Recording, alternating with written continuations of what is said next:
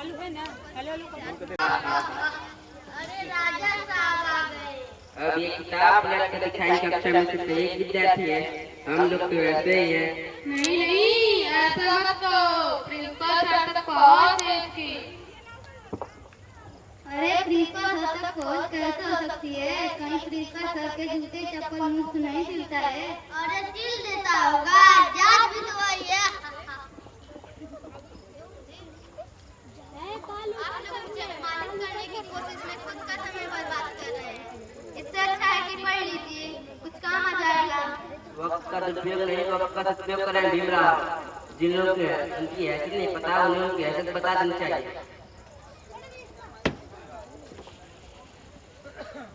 इस तरफ उस तरफ रखना चाहिए था ना। पर चले कोई बात नहीं। बच्चों, आज पढ़ाई नहीं होगी।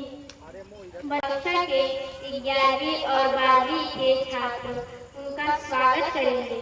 उसके बाद वो लोग इन छात्रों से पढ़ाई लिखाई के बारे में सवाल करेंगे, जो उनके सवालों के जवाब दे देंगे। अब मैं जिसका नाम लेता हूँ वो सामने आकर खड़े हो जाए। नरोत्तम जोशी, सदाशिव कुलकर्णी। अब आप दोनों आज सवालों के जवाब देंगे। जी गुरुजी। भीमराव, तुम्हें कक्षा में पढ़ने दिया जा रहा है, यही बहुत बड़ी बात है। इसका मतलब ये नहीं है कि तुम सर पर बैठकर नाचोगे। क्या चाहते हो तुम? हाँ, अतिथियों के सामने छोटी जाति के विद्यार्थी को वो तो यही सोचेंगे ना कि ऊंची जाति के बावजूद छोटी जाति के विद्यार्थी को पेश किया।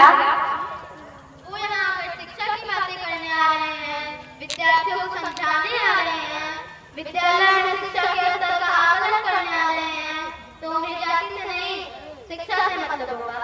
वैसे भी जाति आपके लिए समस्या है। वो लोग भी समाज का हिस्सा है मेरा। तुम्हारे पढ़ाई से दूर भागते हैं वो लोग। हम तुम्हें उनके सामने पेश करके उन्हें अपमानित नहीं करेंगे। कॉलेज की इज्जत वो भी कोई चीज है कि नहीं? क्या कह रहे हो बच्चों? भीमराव को उनके सामने पेश किया जाए या नहीं?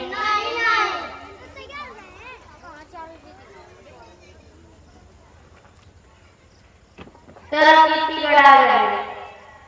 आप सभी लोग आकर अपने साथियों का हौसला सही करें। तुम लोग जाओ, टूट जाए।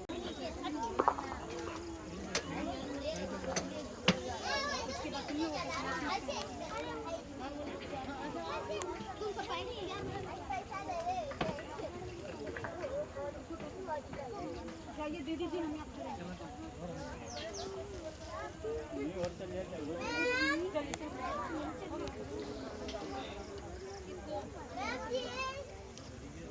मैं निवेदन करना चाहूँगा कि मेरे कॉलेज के प्रिंसिपल सर माला बनाकर स्वागत कीजिए।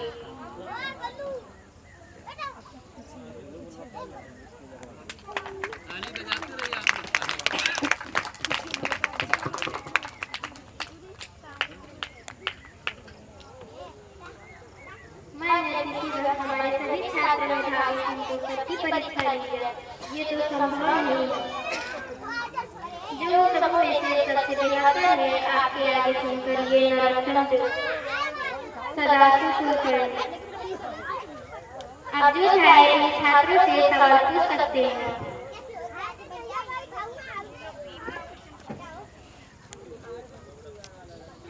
ये लोग भीमराव को सुनकर क्यों नहीं लाए?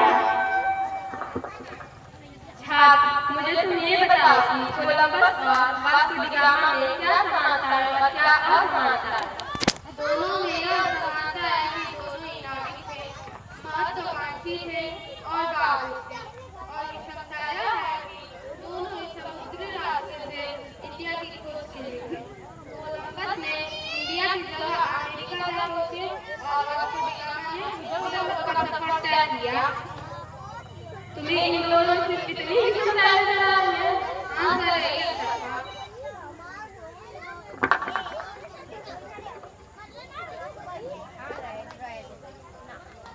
वास्को डी गामा पूरी तैयारी, अनुसंधान और नक्शे के साथ निकले, जबकि कोलंबस की तैयारी इतनी पुख्ता नहीं थी। तो इन दोनों में काम के प्रति सबसे बड़ी विषमता इनके नजरिए की है। नजरिया बहुत मायने रखता है। इतिहास की सूचनाएं तो तुम्हें याद है, लेकिन इनसे जो मिलने वाली सीख है वो चीज तुम्हें नहीं पता। और इतिहास से अगर सीख ना मिल पाए, वर्तमान और भविष्य की तैयारियां बेहतर ना हो पाए, तो इतिहास सीखने का कोई मतलब नहीं है। बच्चे धीरे धीरे सीख जाएंगे। अच्छा, ये बताइए आर्किमिडीज का सिद्धांत क्या कहता है? अरे नरोत्तम जोशी, आर्किमिडीज का सिद्धांत बताओ।